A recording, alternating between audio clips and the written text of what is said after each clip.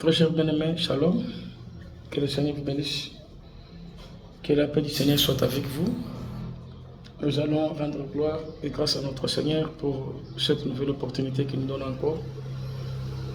Seigneur Dieu Tout-Puissant, merci à toi qui es le roi du temps, le Seigneur qui connaît toutes choses, le prince des vies. Tu règnes et tu régneras, Seigneur notre Dieu, Père Tout-Puissant. Tu demeureras, Seigneur notre Dieu, Père, toi qui as créé toutes choses. Seigneur notre Dieu, tu demeureras avant que tout soit passé aussi. Que l'honneur et la gloire reviennent à toi, qui nous donne cette belle opportunité de partager ta parole avec ton peuple. Que ta parole pénètre dans le cœur de ton peuple, que tu disposes leur cœur à l'entendre. Au nom puissant du Seigneur Jésus, notre Dieu, prier. Amen.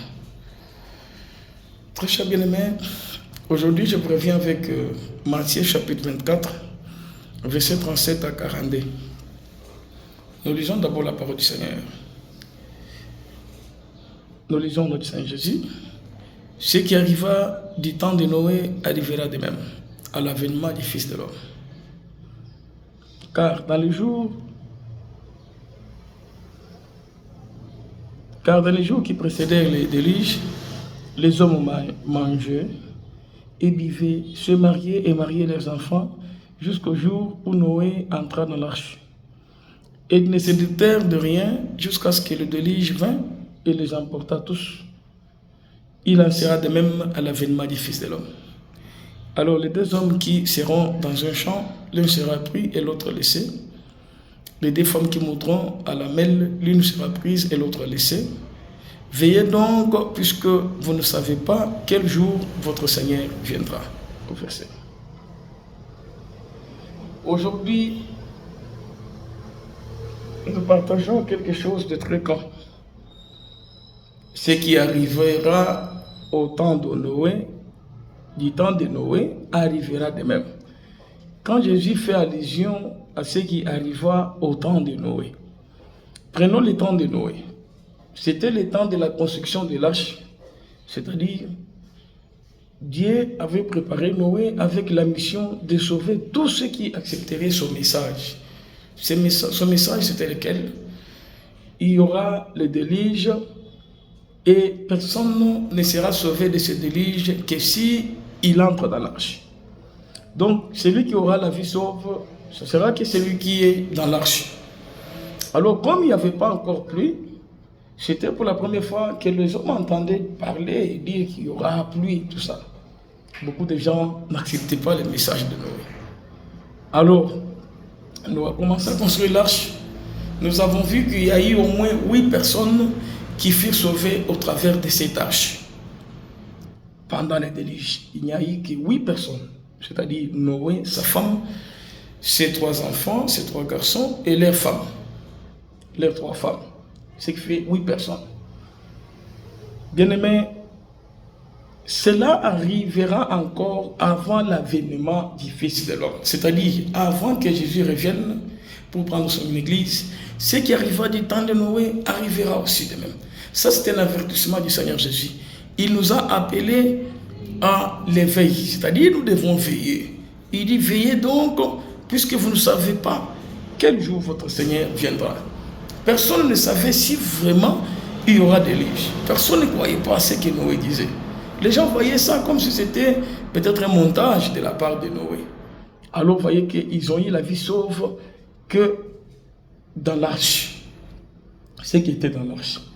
C'est pourquoi Jésus fait appel même à nous, ceux de cette génération, que pour avoir la vie sauve, il nous faut être dans l'arche. L'arche, c'est quoi? L'arche, c'est son église. Si nous voulons étudier lentement et doucement sur l'enseignement de l'arche, nous vous ferons voir comment l'arche a été construite et nous verrons vraiment que c'est de la même manière que Jésus construit son église. C'est-à-dire Noé typifie la personne de Jésus. C'est lui qui construit son église aujourd'hui, c'est le Seigneur Jésus.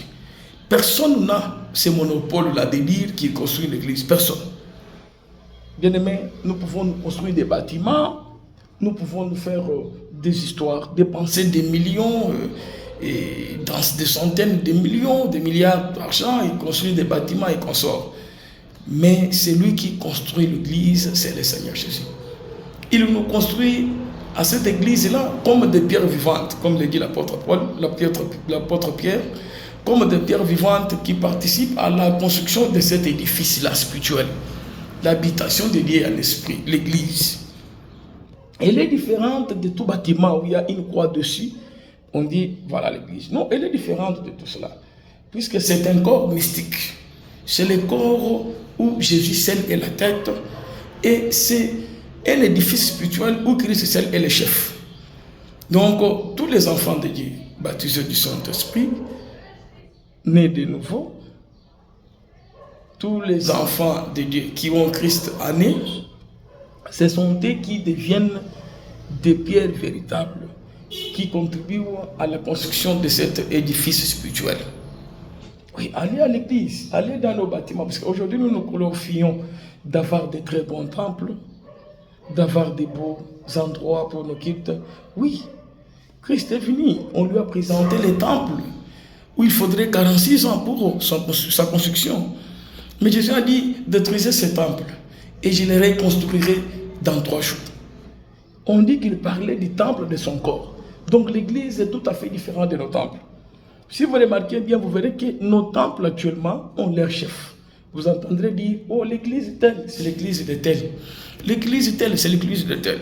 Vous voyez, les tels là qui sont au-dessus de leur temple, au-dessus de leur mouvement, au-dessus de leur organisation, ce sont les chefs de ces histoires-là. C'est différemment de l'église corps de Christ.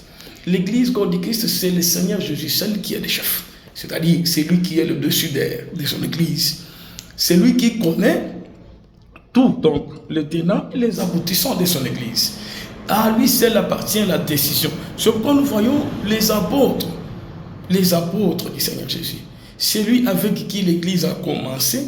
Il ne pouvait rien faire sans se référer à l'enseignement qu'ils avaient reçu du Seigneur. Ils avaient peur de ne dire autre chose que ce que le Seigneur Jésus leur avait dit. Ils avaient peur de décider autrement en dehors de la décision du Saint-Esprit. C'est quoi ils ont dit dans le débat de Acte 15, les apôtres ont dit, le Saint-Esprit a vu et nous aussi. Vous voyez ça? C'est lui qui peut voir en premier dans l'église, c'est le Seigneur Jésus. Il voit au travers du Saint-Esprit, car sa présence au milieu de nous ne s'exprime pas autrement que par le Saint-Esprit. Quand le Saint-Esprit est là, nous sommes rassurés de la présence du Seigneur Jésus. C'est pourquoi nous vous avons dit que être enfant de Dieu, ce n'est pas être appelé croyant. Il y a une grande différence entre les croyants et les chrétiens. Les croyants, c'est celui qui a cru, c'est lui qui a foi en Jésus. Et tandis que les chrétiens, c'est celui qui a Christ en lui. Donc, nous enseignons le mystère caché de Christ. Comme il est dit dans Colossiens chapitre 1er, verset 27, les mystères cachés que nous enseignons, c'est Christ en nous, l'espérance de la gloire. Donc, notre message s'adresse à vous pour que vous soyez réellement des enfants de Dieu, nés de nouveau, baptisés du Saint-Esprit, qui ont Christ en eux. Vous voyez ça? Ce sont ces gens-là qui, lorsque l'avènement du Christ viendra, même si cet avènement viendra par surprise, mais ces enfants de Dieu-là partiront. Pour eux, ils ne seront pas surpris. Pourquoi? Puisqu'ils veillent chaque jour pour qu'ils ne perdent pas l'avènement de leur Seigneur. Que le Seigneur nous bénisse abondamment. Nous vous en supplions, bien-aimés, veuillez vous abonner à notre chaîne et aussi liker le message. Et si vous avez des questions, vous pouvez nous les poser.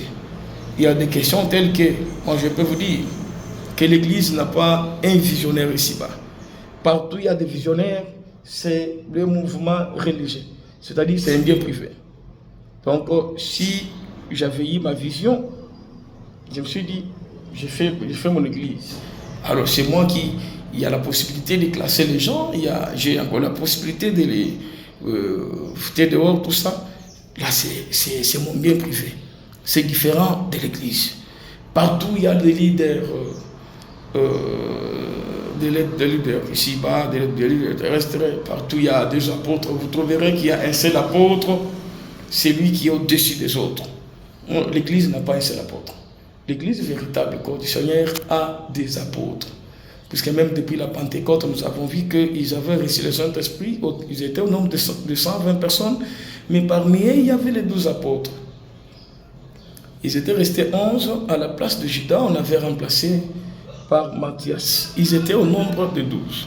Jusqu'à ce jour, l'Église ne peut pas avoir un seul apôtre au-dessus de lui, ou bien à sa direction.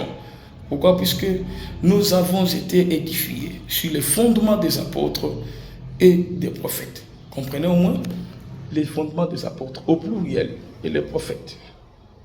Comme il est écrit encore dans 1 Corinthiens chapitre 12, verset 28, on dit Dieu a placé premièrement dans l'Église les apôtres. Ce n'est pas un seul apôtre, les apôtres. Dieu a placé dans l'Église premièrement les apôtres, secondement les prophètes, troisièmement les docteurs. Vous voyez ça? C'est toujours au pluriel. Voilà, ce sont là des questions qui sont un peu pertinentes.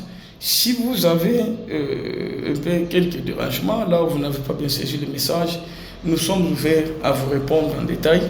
Même sur WhatsApp, nous pouvons passer notre numéro pour un peu plus de détails. Nous sommes de l'Église apostolique au Congo, EAC. Notre assemblée est à Lubumbashi, l'assemblée Jérusalem d'Ao, sur des cimetières, Aré Choukran. Pour ceux qui sont à Lubumbashi, ils connaissent bien. En dehors de cette assemblée-là, nous avons d'autres assemblées. Nous avons une assemblée à la Katouba, nous avons une assemblée du côté Sembe, nous avons une assemblée à Kasumbalesa, nous avons une assemblée à Kolosi, il y a des assemblées à Kinshasa, il y a des assemblées au Kassa oriental, il y a des assemblées à Moneditu, il y a des assemblées à Kananga. Oui, c'est ça l'Église que nous vous présentons. Que le Seigneur vous bénisse abondamment.